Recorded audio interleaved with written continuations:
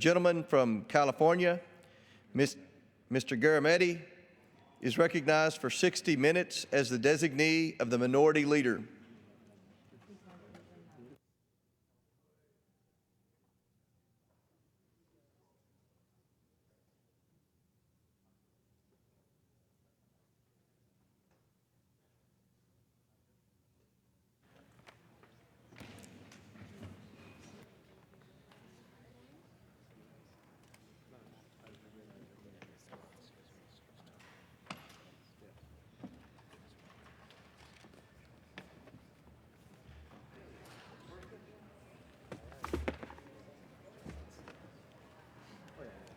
The gentleman is recognized. Thank you, Mr. Speaker. Well, let's see. I got a phone call from my district, one of several dozen today, and they all are kind of about the same thing. What is going on in Washington? What are they doing in Washington? What's happening? What's happening with the Obamacare, the Affordable Care Act? What are they going to do about this wall? People are concerned. People want to know what's happening in Washington. And I suspect a good many of us are trying to figure out what the next steps are. It seems like every other moment something new is erupting from the White House, another tweet or another executive order. And we've had a lot of them. And so what I want to do today is to kind of go back and take a look at what's transpired over these last 2.5 weeks. What has happened in Washington these last 2.5 weeks? Besides a lot of confusion, angst, and concern, some very, very important things are happening, and here's my take on it. And I'm going to kind of put a title on today, and I'm going to say, what has Washington done to you? Not for you. What has Washington done to you? Let's start with the very first day that President Trump was inaugurated. Well, it was all about the Affordable Care Act, otherwise known as the Obamacare. So he set out to begin the repeal of Obamacare, or the Affordable Care Act. Oh, by the way, they're one and the same. It depends which way you're looking at this thing, but the repeal of the Affordable Care Act has dire consequences on Americans. Some 30 million Americans could be affected, according to the Budget Office, Congressional Budget Office, or in my state, we're looking at maybe 5 million people could lose their health coverage, their insurance, as a result of that. There's $16 billion that immediately flows to the state of California for the expansion of the Medicaid, Medi-Cal program in California. That would be gone. And those people that are on that program would simply not be able to get care. It goes beyond just those that are in the exchanges, and the exchange in California is working quite well. Maybe 1.5 million people in California are covered through the exchange, and they have options in most every part of the state. In my part of the state, there are some shortcomings because services are not readily available, but there are 34 clinics managed by 9 different organizations that provide medical services in my district. Every one of those clinics rely upon Obamacare, or Affordable Care Act, for the services that they render. The Affordable Care Act disappears, repeal Obamacare, those clinics are out of business. And what does that mean? It means that thousands, literally hundreds of thousands of people in my district would no longer be receiving medical services through the clinics, through the Affordable Care Act's expansion, or through the Medi-Cal program. This is serious business. There's another piece to this, and I'd like to put up some charts on that.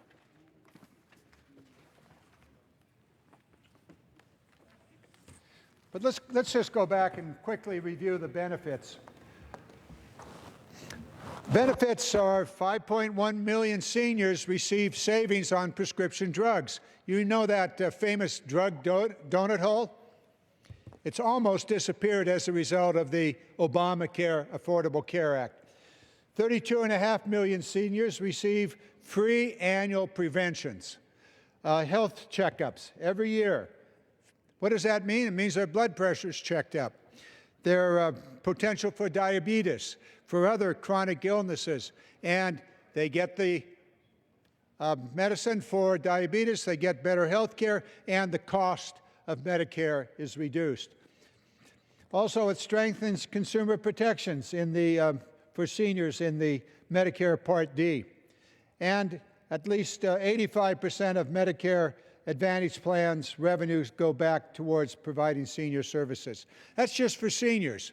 So there are many, many benefits in the Affordable Care Act beyond just those that are getting new insurance policies. It's a big deal for seniors. They are able to get an annual checkup. They're able to get their drugs much cheaper and be able to provide them with the necessary pieces of it. One of the very first acts that's been taken up here by Congress is the budget resolution. Passed both houses. It's now in effect, the first budget resolution. And that budget resolution tells the Budget Committee and the Ways and Means Committee, repeal the taxes that are associated with the Affordable Care Act. It's a lot of money. Somewhere between $700 and $1 trillion of tax cuts directly associated with the repeal of the Affordable Care Act, Obamacare.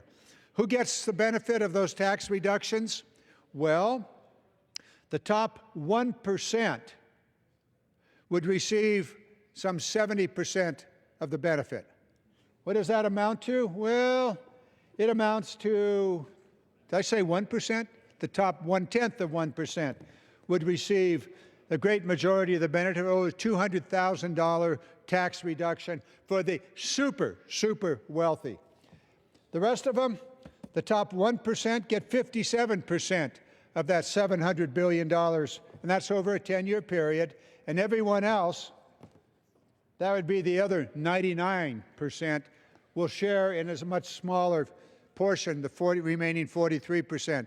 For an average family, it probably amounts to maybe a tax reduction of $160. However, those are the people that are able to get their insurance through the exchanges. And so they're getting a really bad deal because the average exchange, for example, in California, is somewhere over $2,500. So this is the tax repeal. It is a massive tax cut for the super, super wealthy. Turns out that to pay for the Affordable Care Act, a very progressive tax was put in place, and it does provide benefits for those who are uninsured, the Medicaid population across the nation, as well as providing the buy-down of the insurance policies that are available through the various exchanges. Keep in mind, when people talk about repealing the Affordable Care Act taxes, what they're talking about is a massive redistribution of wealth in this nation and a furtherance of this income inequality that has been such a problem in our society and in our economy. So the repeal of the Affordable Care Act does many, many things, most of which would be quite a problem for working men and women, for the seniors, for the elderly. And I didn't mention here that a good portion of that Medicaid population goes to provide long-term care in nursing homes for seniors who are not wealthy. I don't have the exact percentage, but some people say it's 50, 60% of Medicaid benefits across the nation wind up providing services in the long-term care facilities. Is that important to seniors? Oh, yeah. Is it important for children of seniors? You know, those people that are in the 40s and 50s, whose parents are in the 70s and 80s? They're deeply concerned about this particular issue of the Medicaid expansion being eliminated by a repeal of the Affordable Care Act, and then they wind up in a situation of having to take care of mom and dad, trying to figure out how to do it on their insufficient income. So we need to understand that the very first act undertaken by the President was to set in motion a very serious jiggering a reoperation of the entire healthcare system in this nation, so much so that the standard insurance companies that provide policies to the great majority of Americans are going, whoa, wait a minute. You eliminate the Affordable Care Act, Obamacare, and we don't know how to price in the marketplace for the coming year. And right now, those insurance companies are in the process of figuring out what their policies are going to be, how they would price them. One of the things the Affordable Care Act does is to provide an opportunity for those who have pre-existing conditions, serious health care problems, for those people to be able to get insurance. And therefore, the risk is spread. Now, if the Affordable Care Act disappears, would this be part of the replacement? We don't know. Our colleagues on the Republican side keep talking about repeal and replace. We don't have a replacement plan yet, but what we do have is a probability of a massive tax cut for the very wealthy, and we're also looking at a chaos in the insurance system. So let's be aware of what is going on in Washington when we talk about repeal and replace, when you talk about Obamacare, which, by the way, is also known as the Affordable Care Act. I have today some of my colleagues joining us. I noticed that two of them are here. We could go by alphabetical, in which case, well, let me see. P, Q, R. That means Panetta comes first. My new colleague from the Monterey Bay Area of California will join us here. He wants to talk about some of these issues that confront Americans and explain to all of us what this Congress and what the President is doing to Americans. Mr. Panetta? One here or there? Okay. Welcome to the very first order hour that I've been able to work with you. I know you've spoken on the floor before, and we look forward to your comments tonight. Thank you very much for joining us, Mr. Panetta. Thank you, Mr. Garamendi. I appreciate that. Mr. Speaker, good evening. I rise today to oppose President Trump's anti-immigrant executive orders and to share with you why I feel these orders harm the people across my district and ultimately across our nation. I'm here because my grandfather came here as an Italian immigrant back in 1921. He told us that the reason he came here was to give his children a better life. And he wanted a chance to achieve what I think we all know to be the American dream. I'm here in front of you living the reality of that dream.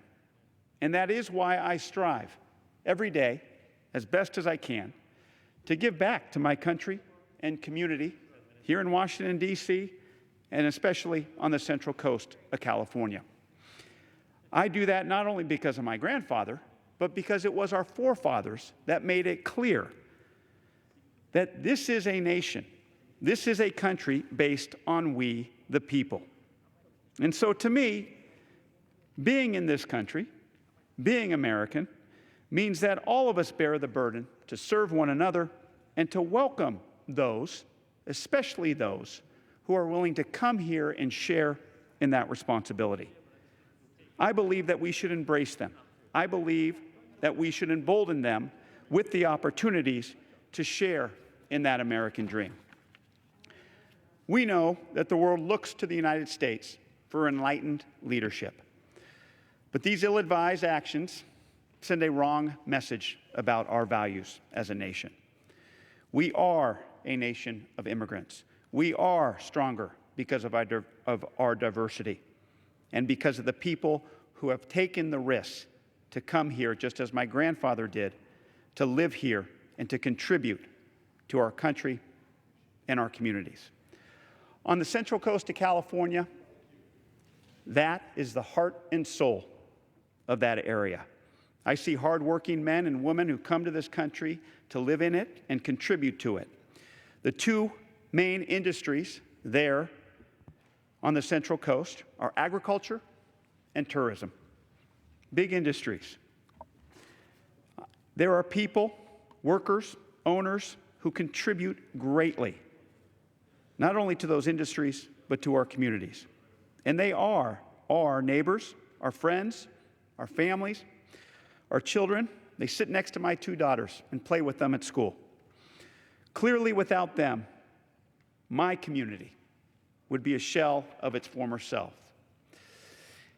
I hear the pain in their voices because they feel that this administration's executive orders targets them and makes them feel unwelcome. And I've seen that these types of executive orders drive a wedge in our country, and it drives them further away from participating in our community. Before I was sworn in on January 3rd of this year, I was a prosecutor. And for the 5.5 years I was there in the Monterey County District Attorney's Office, I prosecuted gang crimes. And in that type of prosecution, as you can imagine, as you know well, it can be very difficult to have witnesses come forward and participate in one of the cornerstones of our country, our criminal justice system. They are intimidated. They are worried about retribution and retaliation. Yet now, from what I've heard, is that they are worried not just about criminals, they are worried about the government cracking down on them if they came forward, cracking down on them and sending them back to where they came from. These executive orders discourage participation in our community. And instead, as a nation, we should encourage people to step up, to step forward, and to be a part of our criminal justice system. Last weekend, I met with community members, and I heard directly from them about their concerns. And this weekend, I'm doing it again. I'm holding a town hall to continue this conversation. I believe it is our responsibility to listen to all of our community members and consider the implications of these types of executive orders and the implications that they have on all of our constituents. When the President of the United States was sworn in, he took an oath to protect all members of our nation by supporting and defending our Constitution. As a member of Congress, I took an oath to support and defend that very same Constitution. And rest assured, I will honor that oath. And I will honor the oath to my grandfather and to this country by fighting and resisting unconstitutional orders from this or any other president. Thank you, Mr. Speaker. Thank you, Mr. Garamendi. Mr. Panetta, thank you so very much for joining us this evening, and thank you for your statement of your life, your family's work. We know your father. Leon has been a dear friend of mine and most of us here in the House. You're going to really be a tremendous addition to this House. Your experience as a prosecutor and in local government, the county government, positions you very well to bring the message. And certainly the Salinas Valley is one in which immigrants are the history and they are the reality of today. And thank you so very much for watching out for them, for your passion and for your extraordinary background in making all of us aware of what happens when sanctuary cities and immigration laws and others are just tossed around without much thought about what the impact is in the community to families as well as to the economy of the community. Appreciate that and hope you'll come back and join us on another special order. Thank you very much. Well, from the other side of the country, we have Mr. Raskin, another new member of the House of Representatives. We'll welcome. You've got a fascinating background. Look forward to your comments today. Thank you very much, Mr. Garamendi, and thank you for convening us to talk about the first month of